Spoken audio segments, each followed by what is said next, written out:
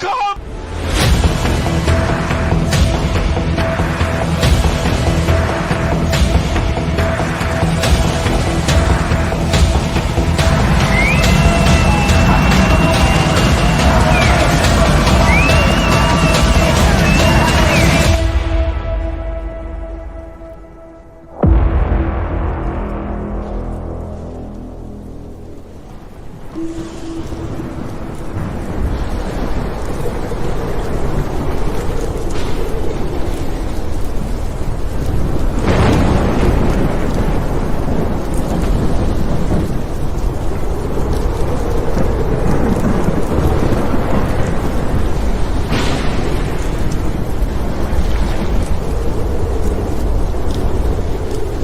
Here it is for you guys.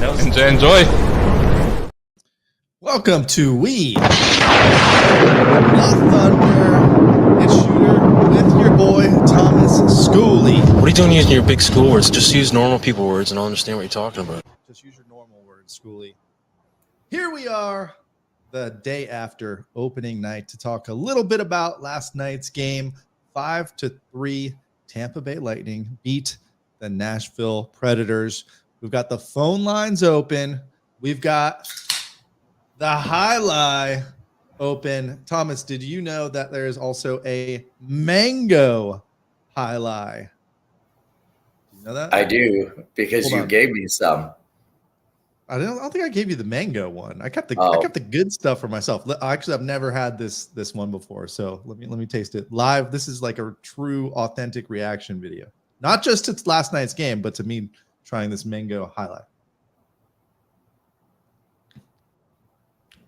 It tastes like highlight with a little bit of mango. I like it. I like the one I had last show better though. The peach white oak. That one's my favorite highlight.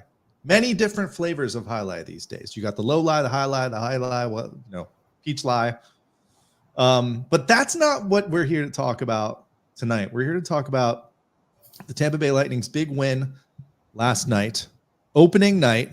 Thomas Schooley was there. He was there for all the festivities, so he's going to recap that. I had the exact opposite reaction or viewing party where I was watching at my son's birthday party dinner with no sound on, but I did still watch the game. So we'll break down the game a little bit. But Thomas, why don't you start, and why don't we talk a little bit about the pre-game festivities that I saw everyone posting pictures of, and I wasn't jealous at all while I was sitting here working, and you guys were all enjoying big boy and big crowds. Yeah, I got down there at 9 a.m. yesterday morning. There was, I got to tell you, the Lightning likes to throw on big parties, but the Lightning also likes to be unorganized. And I give credit to the people that have to put these things together. I'm sure it's a whole bunch of different moving pieces, but it didn't seem like there was like any kind of dry run. There was a gear sale that was advertised that actually never happened. That did not happen. 90% of the employees didn't even know anything about it, but it was on the email and event. So a lot of people came down there real early. I think one at 7:15 in the morning to get in line for this gear sale, and it never ended up happening. It was busy. It was hot. The blue carpet, the blue carpet, I believe, was full by 10 after 12. And they said that the plaza wasn't even going to open until 1.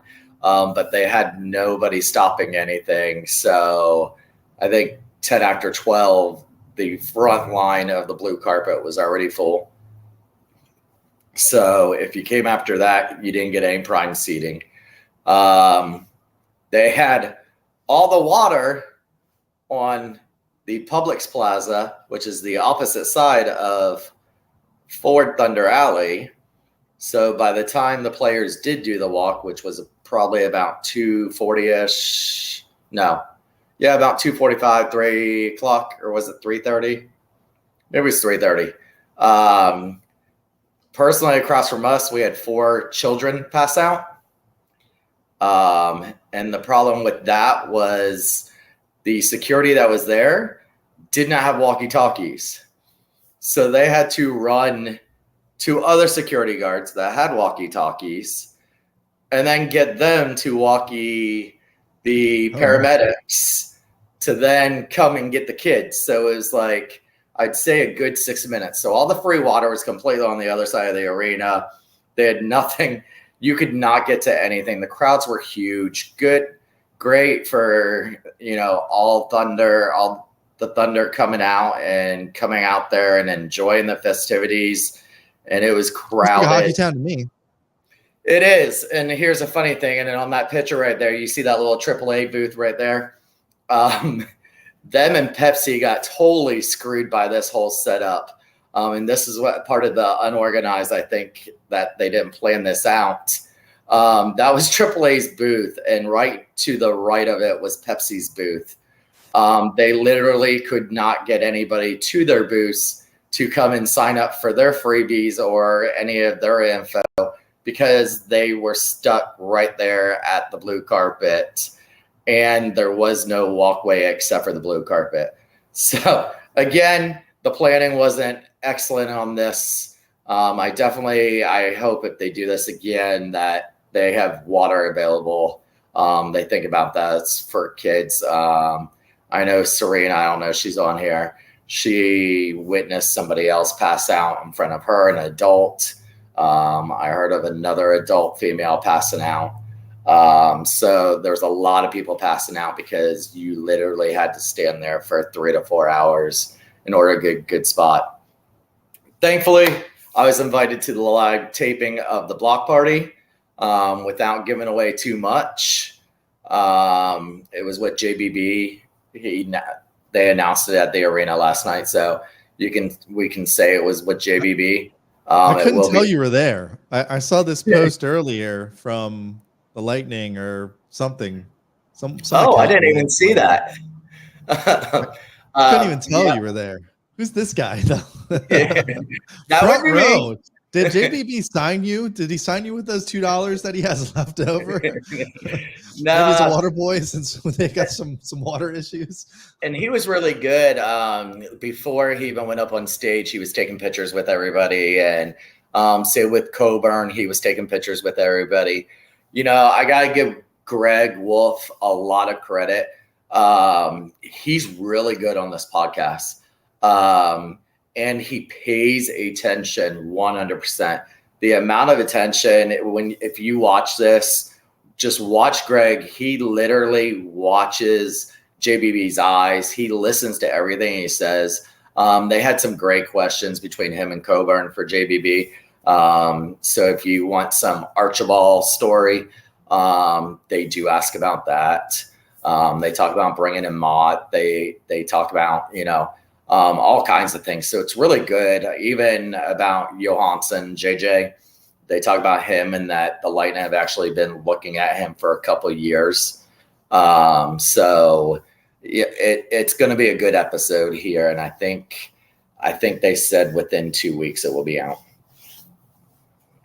So other than that, it was good. It was great seeing the players walk the carpet. There were some players that did not want to walk that carpet. Icy Mont was the first one that literally ran the whole carpet, did not stop for one person. And Greg even called him out on it. He said, "Why you running, Mikey?" He did not stop for one person. Greg did interview some of them. That was good. And then Cooch didn't stop for anybody, which that's expected. Stammer stopped for a lot of people. Point got in trouble. Stammer stopped for Greg. No. But Point did get in trouble. He ended up looking at his phone and he said, you can see him say, "Oh shit." And then he takes off. So I think he was just taking too long on that carpet. But it was good. The Big Boy concert I did not stay for. I ended up going around to the other side. They had a lot of vendors there. It was the whole streets were closed down. I just think it just wasn't organized well because even half the staff didn't know exactly where things were and where was going to go what. And it was just everybody crowded in one spot.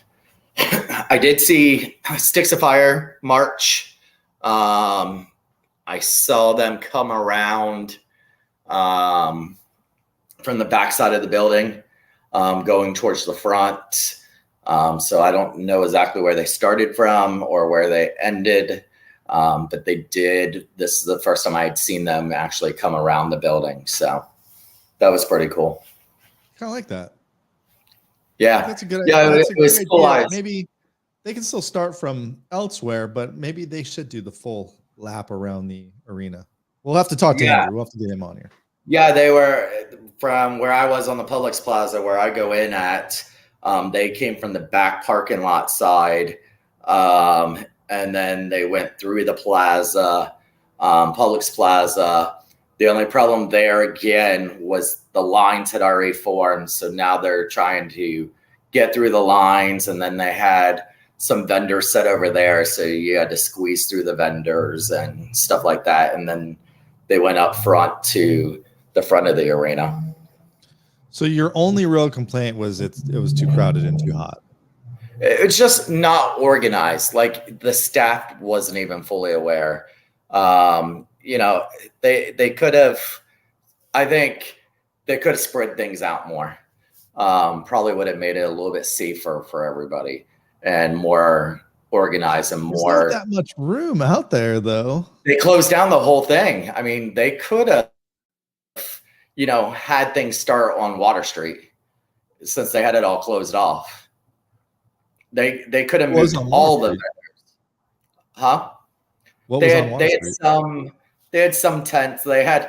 Here's one example. They had a place that was making special T-shirts just for last night that said Game 1. They were selling them for, I think, $30 a piece. But they put them in a spot that had no power to be able to make their T-shirts. So then they're scrambling around trying to find how to get power to this truck that they had put there. It's just, you would have thought there would have been some kind of dry run or even, have your vendors there at 6 a.m. in the morning so you're not scrambling to get everybody set up. Team store, great. Some things they opened right at 12. Of course, they restocked. We got some fresh gear in there. They did. They had some brand new things. They had some nice new hats, some new merch. They had some 50% off merch. They had the old playoff banners. Didn't look like they were really used that much. Wonder why. Yeah. And then, but yeah, there was definitely some new, exciting, new, cool things out there. And there was a lot of nice freebies. This was the freebie that they gave away at the end of the night, out on Thunder Alley, which I've seen so many people say they did not go out Thunder Alley, so they did not see them. They seem to give away a lot of stuff after games. So if you go out, try to go out that main entrance so you don't miss always out. Thunder Alley, because they have usually the table set up there. And that's where they had them. That's usually where you get your yard signs, your magnets, all that stuff. If there's any new soft drink that comes out, it's definitely going to get some free ones out there. Remember those Starry last season? As April said here, the ball hockey rink, I actually didn't see it. So I'm not sure where it was. Even the Lightning tent was on the side of the Edition hotel down that little street there and away from anybody else. The Bucks tent was all by itself in the corner of the grass. So it was just really weird how it was laid out, and just seems like they had so much time and they were so much promoting this thing that it could have been. And they had a second stage put up that everybody was like, who's singing there? Who's singing there? And you didn't know who was singing there until you went to the Thunder Alley and they finally put who was singing there, and it was nobody big. It was just some local bands. Yeah, I don't know. I thought they kind of threw it all together pretty quickly. Like, I know we heard a lot about it over the last week, but it kind of came out of nowhere. So I don't know if that was the team putting that together or if they got, the league was trying to push them into it, because this was part of, this whole triple header thing that we're going to see actually throughout the season on ESPN. So a lot of people were asking why the game started so early. We were the very first game of the season, kicked it all off, with the win. So we're going to do something we haven't done in a while here. We've got the phone lines open. If anyone wants to call in and talk about the festivities, the game yesterday, feel free to give us a ring and dial in on this show. The number is 813-666-7701. And we're going to go ahead. Oh, by the way, we are going to have some watch parties. I don't have the dates in front of me right now. They will be at Cigar City's Tap House and Brewery on Spruce Street, not by the stadium. So right there off of Dale Mabry and Spruce. And we'll do a little announcement for those next week. And I guess maybe a little giveaway, a little Cigar City giveaway next week too. So stay tuned next week. We will be back next Wednesday night. And that's going to go throughout the regular season here. So stay tuned for that. All right. So what about the game? We kicked off the NHL. And man, the team kind of started on fire, like right away. That entire first period, they were buzzing. Well, before that, let's talk about the player introductions. The player introductions was really good. It was great hearing the cheering for Matthew, right? Well, you had a pretty good cheer for Point. Of course, they do it number wise, so they go in number. But then you hold your alternate captains and then your captains as the last three. So number wise, you usually always had Vasi. Then after Vasi would have been Sergachev. Then it always goes the two alternate and Stamkos. So yesterday they did the team in number order. You know, you got some big cheers for Paul and then Point, Cirelli, you know, all the big ones. Sergachev got a good one. Then the alternate captains came out. The first one was Kucherov, and the place went crazy. Second one was Hedman. Place goes crazy. Then they say, and here's the captain, Steven Stamkos. Place goes nuts. Then they do the scratch players. And the only time I ever remember scratch players being announced and remember a reaction, my biggest one I can think of is Ryan Callahan when he was scratched for one of the season openers. And when they announced his name, the place went crazy. I have never heard more of a cheer than anything for Vasi last night when they announced Vasi. And you can tell Vasi was touched by it. Vasi was doing this with his heart. Yeah, he was so touched from all the cheers that you had there. So that was a great moment. I went live on Thunderbolts. If you're in Thunderbolts, it's still on there. So if you want to see it, go on there and see it. Then they did the ceremonial puck drop, and that was something we had never seen before from so many Hall of Famers. So there's a picture from left to right, sticking his head in there is Wade Boggs from. I was wondering who that was. I was like, who's Wade that guy? Boggs? Is that Joe Smith? Did play a little bit here with the Tampa Bay Rays, but he is a local guy. Next to him is newly elected Hall of Famer Fred McGriff, who is from right here in Tampa. Then you had Derek Brooks, double nickel. It's the baseball guys that are kind of like, we don't understand what's going on here. Yeah. Kind of like out of the loop. Then you had double nickels. You had Derek Brooks. Then you had newly Hall of Fame inductee Rondé Barber. Then you had Dickie V, who's battling cancer, and he was there. Then next to him was Rick Peckham. Then you had Dave Anderchuk. And then Phil Esposito was the last one to come out. And they dropped the puck. And that was really cool seeing that, especially in case you hadn't heard, the news started going around yesterday during the pregame festivities about Barry Melrose announcing and retiring that he has Parkinson's disease. Yeah. So then you see Dickie V out there who's battling with really bad cancer. and he's out there. So it was a really cool moment there. Yeah, I thought that was nice. I didn't know if that was on TV. If it was, I missed it. So yeah, I don't know if it was. I know people had asked me to do the player introductions because I guess ESPN said they weren't going to show that. So some people had asked me to go live to put that on there. So that's why I put it in Thunderbolts. But then, yeah, the game got underway and it started real good. it started off real good. First 5 shots on goal, all to the Lightning. In fact, they finished that first period. It was 13-2. It might have been more. I think they added on a couple shots for the Lightning in that first period. But it was Cooch. Can you make it simpler? We can't make it simpler for you, Cooch. All you got to do is shoot the puck. And ripped one from right inside the blue line. I'm telling you, I swear I talked about last episode. I want to see Cooch shoot a little bit more and score a couple more goals. And there he was. And this is pretty cool. It was his 3rd career season opening goal for the Bolts. So I don't know what season he's in, but 3 years now he's had the first goal for the Lightning.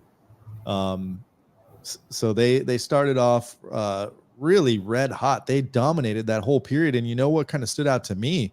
The defense. The defense looked real good in that first period. So maybe they should have had a couple more goals, but really had all the momentum going into the second period. Yeah, I didn't think Saros was actually that impressive in the first. I actually thought it was the Lightning's poor shot placement on that first period.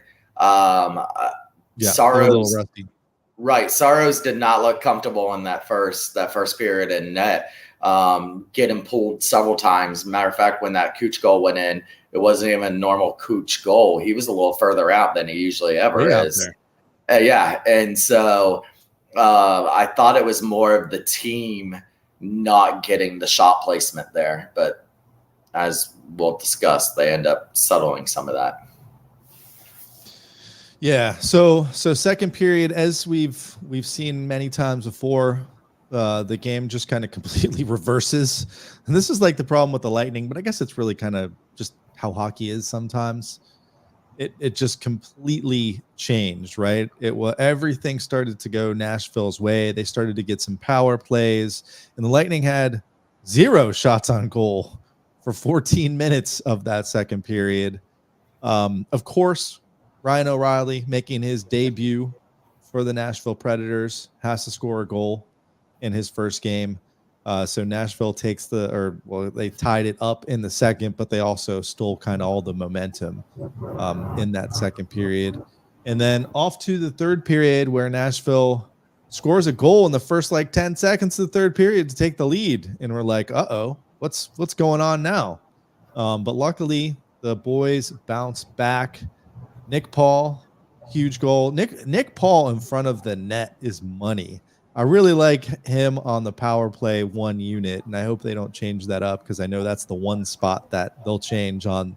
Well, that's not true. I guess there's 2 spots on that power play 1 that they'll change. But Nick Paul, I hope he earned that spot through his play in both this game and the preseason. But I think his first goal wasn't a power play goal. It was just kind of one of those goals where everyone's diving around and Nick Paul finds the puck in front of the net and puts it in. No, both of his goals were power play, I believe. They were both power play goals. I believe so. I think they're going to keep him on that first line for a while. Well, how Alex Killorn-ish was he? I mean, and he's a bigger body and weighs more than Alex Killorn. And that's the exact spot that Killorn used to get those sweepers from those rebounds. And the one that was straight from Sergachev, I was sitting in my seat and I was sitting with my buddy, and I said to him, Sergachev just needs to shoot it. Just needs to shoot it. Because when Sergachev shoots it, it either has a nice rebound or it goes in, because he has that hard shot. Very rarely does the goalie stop it and catch it or anything. It's either big, nice rebound or it goes in. So I said, Sergachev just needs to shoot it. He shoots it. Saros doesn't see it, bounces off of him, and Paul's right there to clean it up. I was like, perfect. Yeah. So, the thing about the Lightning's power plays, they're always top 10, at least in the league, right? Usually top 5. Mhm. And it's so predictable. Like it's such a predictable power play, but you can't stop them because there's so much skill on that power play between the 4 guys, and that's Point, Kuch, Stamkos, and whoever's quarterbacking at the top, Sergachev or Hedman, that it's almost like they don't have to move around. But man, I would like to see them move a little bit. I don't know if you saw the clip that was circulating in the offseason, but it was from a couple years ago, and it was the power play, and there was a lot more movement of the players. Stamkos was kind of in his spot, but the rest of the guys were kind of moving around. But I guess if it's not broke, don't fix it. In this game, it wasn't really too broken because they were 2 for 5, so can't really complain about that. You always hear the commentators say, and Serena had said it in the Thunderbolts admin chat, that you know where Stamkos is going to be. You know they're going to give it to him. You know he's going to shoot it from his office. And everybody knows it, but they don't stop it. You can't stop it. When he's got that mark, when he's got it laser focused, he's going to put it over that goalie's shoulder, whether it's the short side or the far side. He gets it in almost there. Automatic. Yeah, you know they're going to shoot. They're going to send it to him. He's going to get it. I was more impressed with the PK last night. The PK, for the first time in a while, they were attacking the person with the puck. And I saw that was used against us last year in great strength, where we would end up turning over the puck because they would have their guys just coming after us. The PK last night for the Lightning, if one of Nashville's players got the puck, they just went after him, and they just kept forcing him to move or shoot. And so I thought that was great for our PK, where we weren't just standing there. In years past, we just put that little bubble around the net, and then they just start walking in, and the whole thing collapses, and they backdoor us or whatever on Bassey. Yesterday, they were going after that puck handler, and I really was impressed with that. Yeah, I like that too. And I felt like they were kind of actually targeting certain players when those players got the puck. Yeah, they would go after them a little bit harder. Yeah, which makes sense because you can't do that against like a Kucherov, because Kuch is not going to really turn those pucks over because he's got too much skill. Like our power play unit's going to be able to get that puck out to a different player, and usually that player is going to be open because it's 5-on-4. But when you got teams like the Predators, who this is a pretty interesting topic we'll have to talk about, like how good are the Predators? That's the funny thing about these games this month is like we don't know how good these teams are. Did we just beat the worst team in the league? I think the Predators should be better than they were last year. Last year they were kind of fringe. I think they were out of the playoffs. They didn't make the playoffs, right? No, they were kind of on the outside looking in. I think they've got to be better this year. Just you got Trotz as the GM. Trotz's first year as GM, there's no way he's going to let this team suck. He is supposed to be God Almighty for the Nashville Predators and be able to get this team back to the Stanley Cup as their new GM, like when Yzerman took over for the Tampa Bay Lightning. So Brunette coaching scored their first goal in franchise history. So there's got a lot of weight on their shoulders and a lot of things to do for this team. So I expect some good things to come from that team once they get their feet. Yeah, Saros usually isn't a bad goalie, so having him as number one is for sure.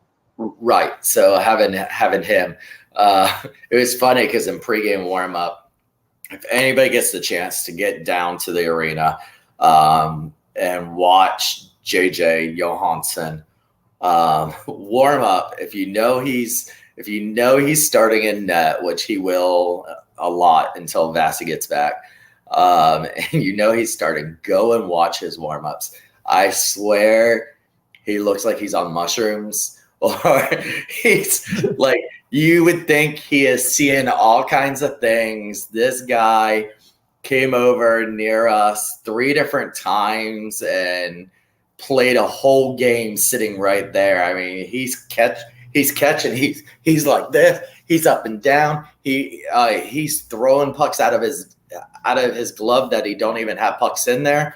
And Saros was just looking at him like, what the fuck you doing, dude? That's funny that you say that, because I did catch on ESPN them talking a little bit about Johansson and saying how they weren't seeing kind of the elite level, like head tracking specifically from him that you see from elite goalies. So maybe that's kind of one of the things that he's kind of trying to dial in on in those pregame warm-ups. He was crazy.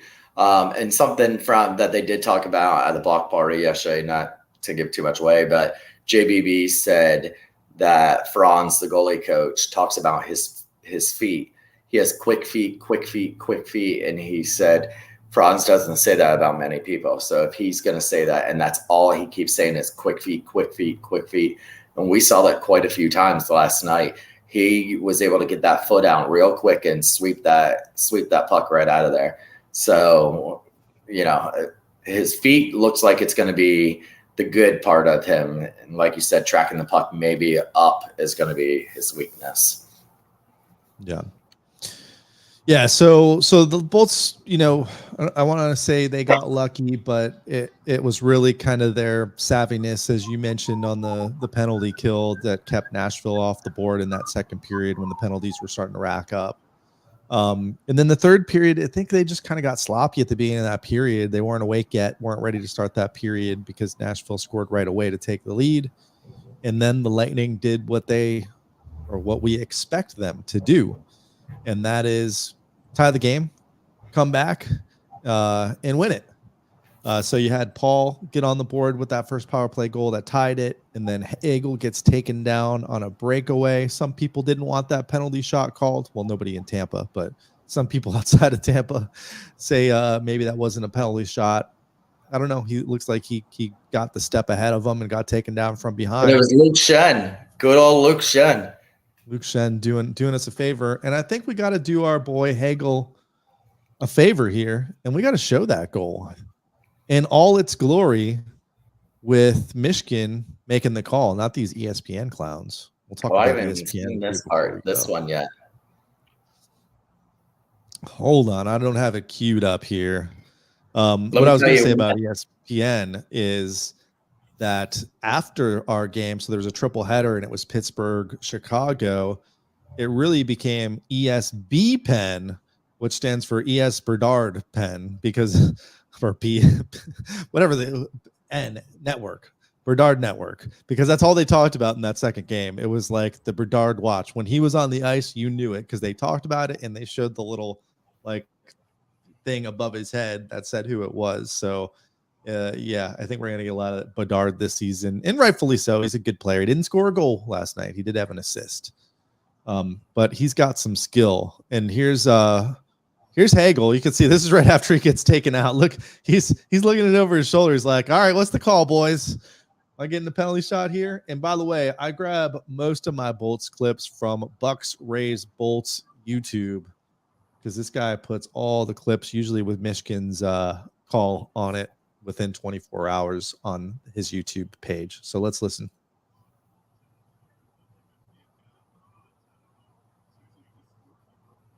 Can't hear it. Can't hear it? No. Let's restart this. We're a little rusty in the preseason here.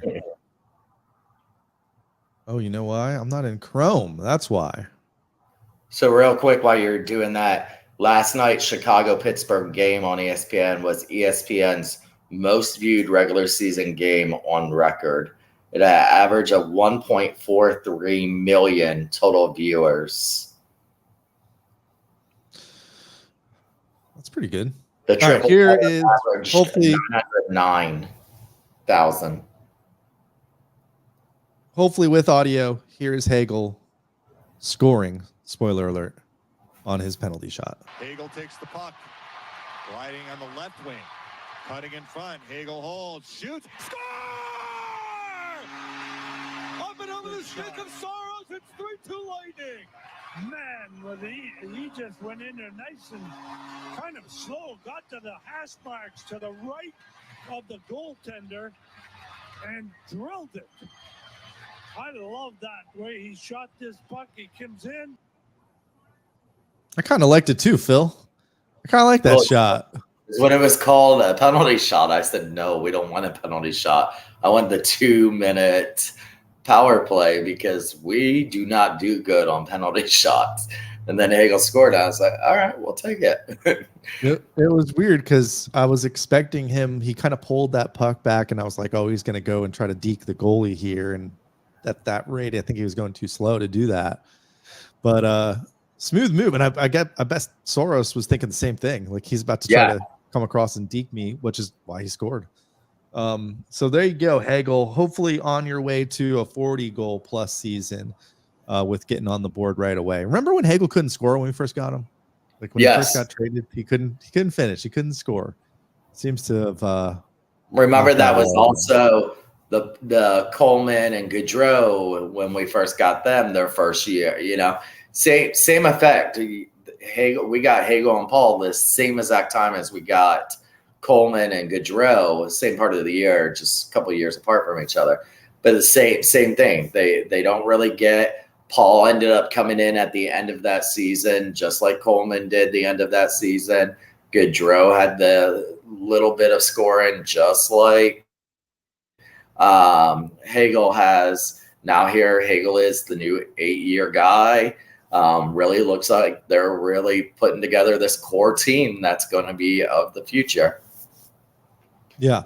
It's going to be weird when the future of the Bolts is Point and Hagel, and they look like brothers. Yeah. But you know who seemed to really have some chemistry last night? It was Cirelli and Hagel, right? Cirelli was on Hagel's line, right? Yeah. They seemed to really have some good chemistry together. I thought all the lines pretty much gelled well. You saw a little bit in the who was it? Chernak and who was Chernak's? Dahan. You could see it was a little bit. Dahan played the least amount of minutes out of any of the defensemen last night. I was listening on the radio last night that he's more of a stay-home guy, but they do say he's a quick learner and stuff, that he should be able to learn the system.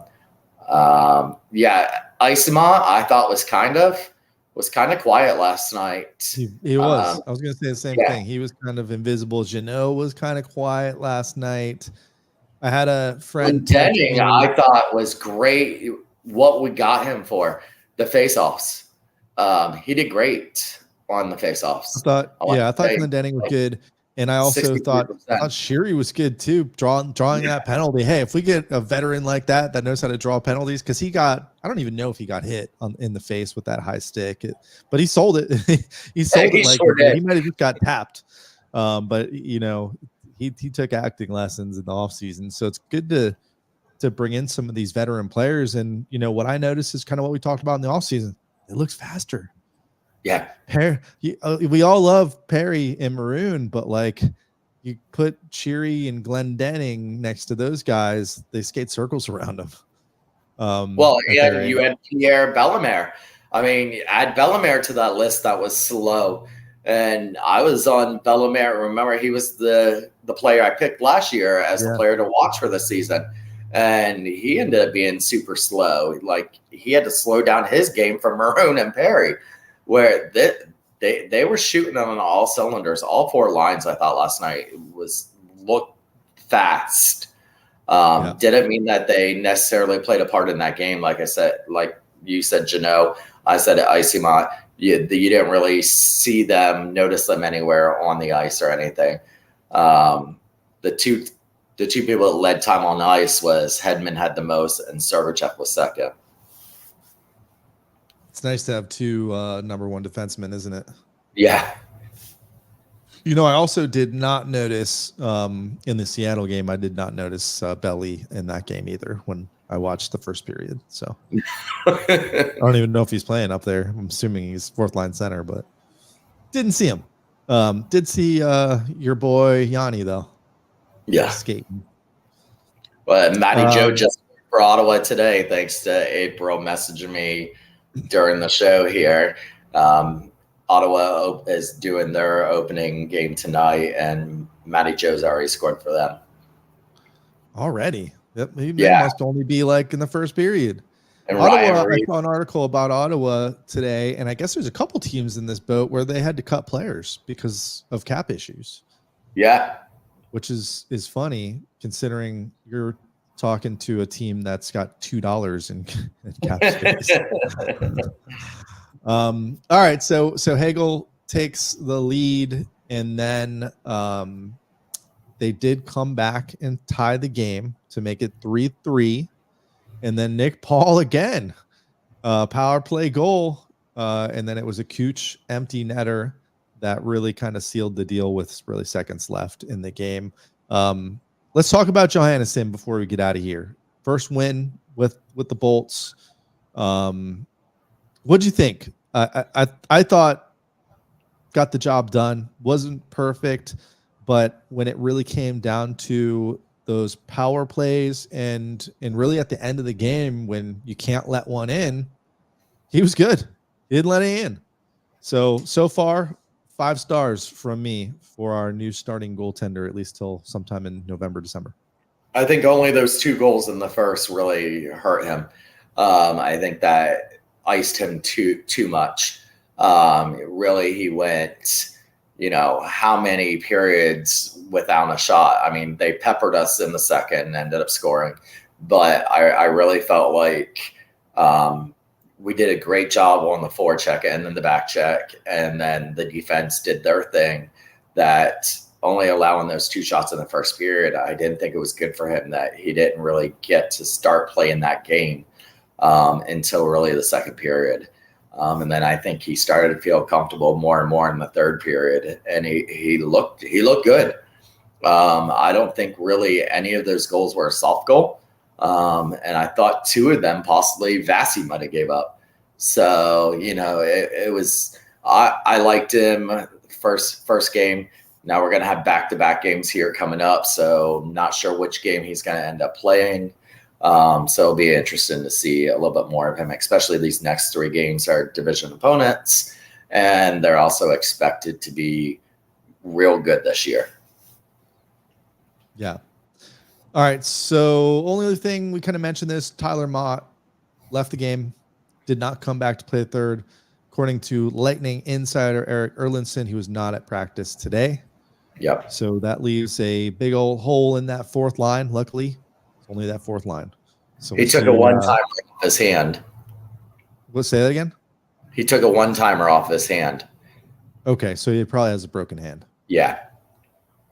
So we'll see who steps up to take his spot. I'm guessing who else was scratched last night? It was Watson that was scratched. What other forward? Morella played.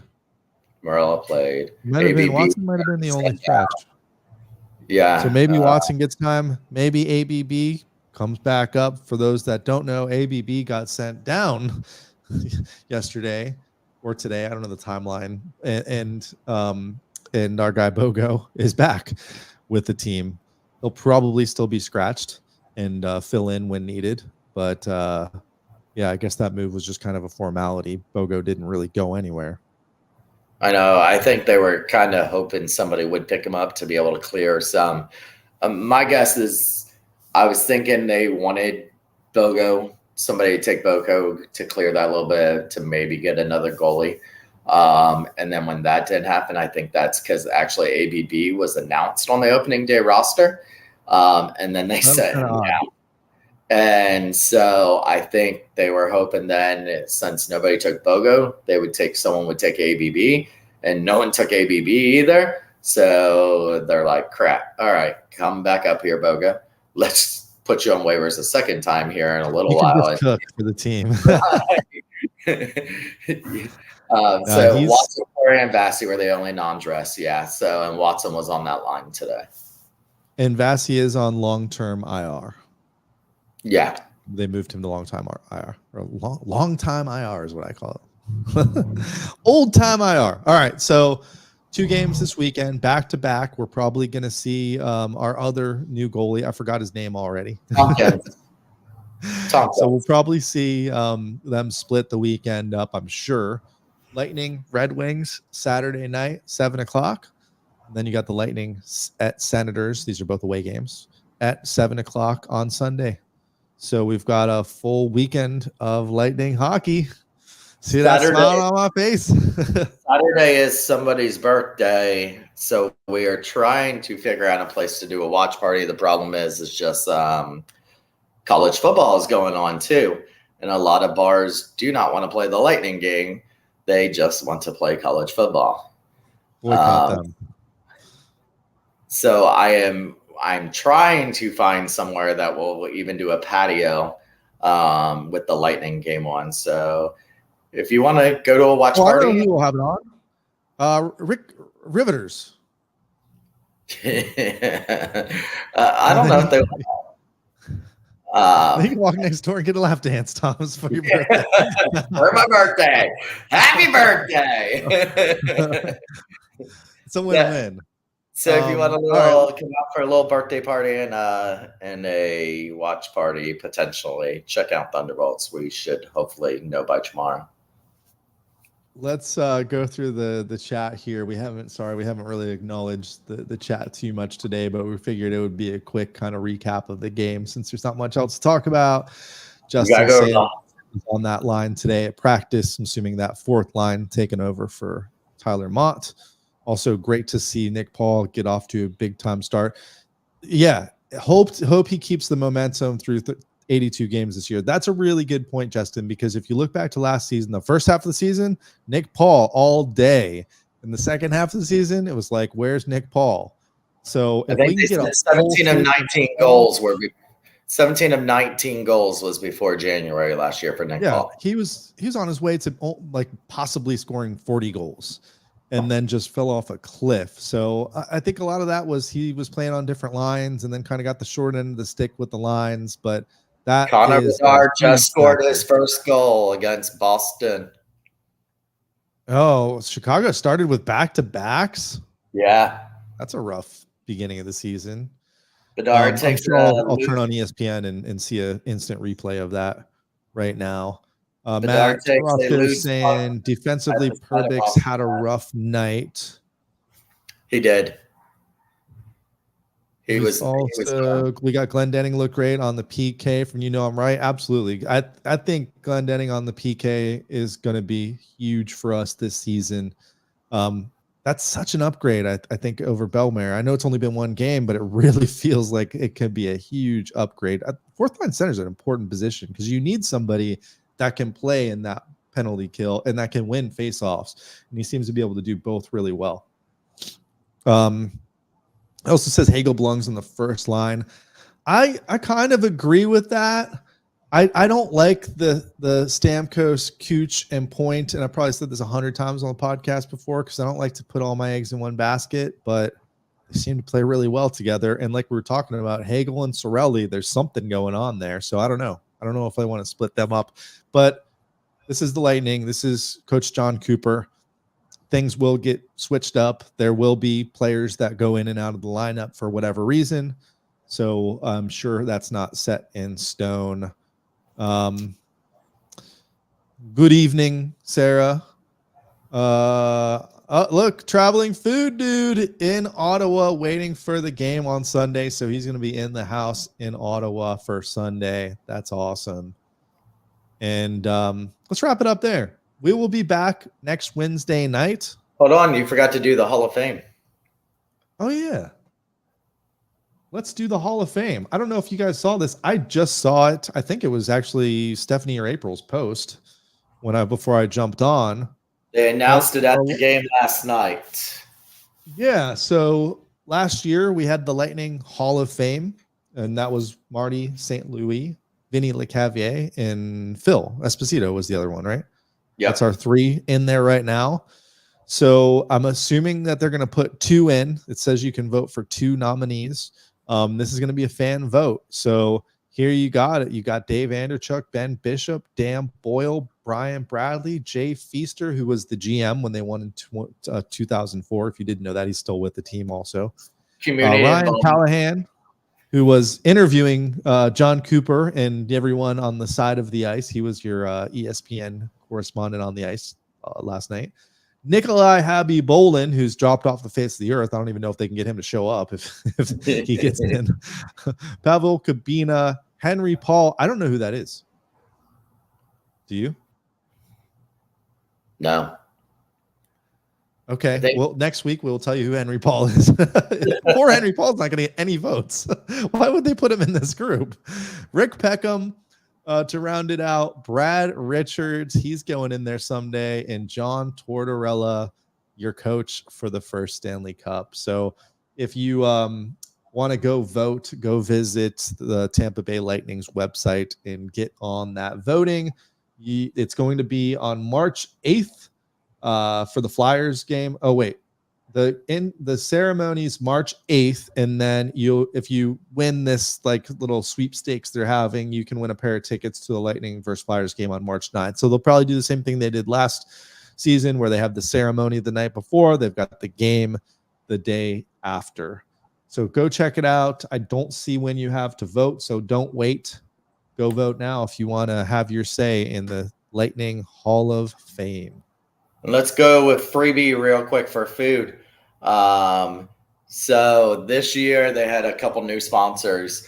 You score free wings from Beef O'Brady's. If the Lightning score 3 or more goals, go to kings3goals.com, claim free wings with Beef O'Brady's. Chick-fil-A's back, but of course now you only get 5 nuggets. Make sure you do that by midnight on your Chick-fil-A app. They score 4 or more, you get a free double stack from Wendy's within 24 hours of the game.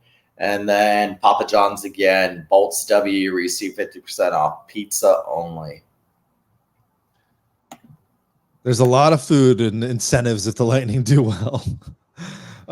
We've got an answer. Henry Paul, and April was right on here. He was on one of the Lightning Lore podcasts. Henry Paul is a co-founder of the Tampa Bay Lightning. He was the lawyer.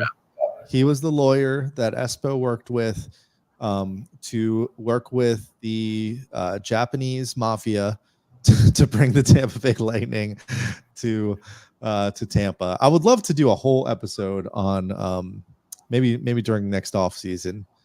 We will talk about the Japanese gang that started the Tampa Bay Lightning. I don't really know that much about it because I didn't live here back then. Well, nobody knew them, and Phil didn't even know them. It was for the money. Yeah, they were totally a silent people. They did not know each other. All right. So listen, if someone wants to throw me that kind of money and I never have to meet them, I'll buy a team. There you go. Japanese mafia hit up Thomas Schooley.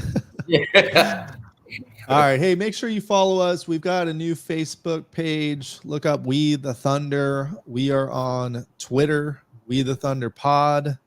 You can also follow me at Shooty Shoots on Twitter. And also you can follow me on Instagram. And I post a lot more on, probably more than anything, on Instagram stories and stuff like that if I go to a game and stuff. So check that out. I know Thomas is also out there. Are you still doing the TikTok thing? I followed you on TikTok.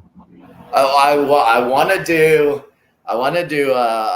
We the Thunder TikTok, so I'm gonna start looking into that. I do the Thunderbolts TikTok, and I do mine a little bit occasionally. I don't dance. Don't look for me in there. I was gonna ask. Is there a lot of dancing? You ain't gonna find me dancing. It's all Lightning related. Everything is Lightning related. So. Oh, wait a minute. Breaking news. I don't have my breaking news sound effect right on, but Donnie Pepin is coming to town, of course, for the Leafs game. Go figure. October 21st. All right, you let us know when you're in town, Donnie. We'll buy you a beer to pour on you. I won't be on that. That's the game I won't be at.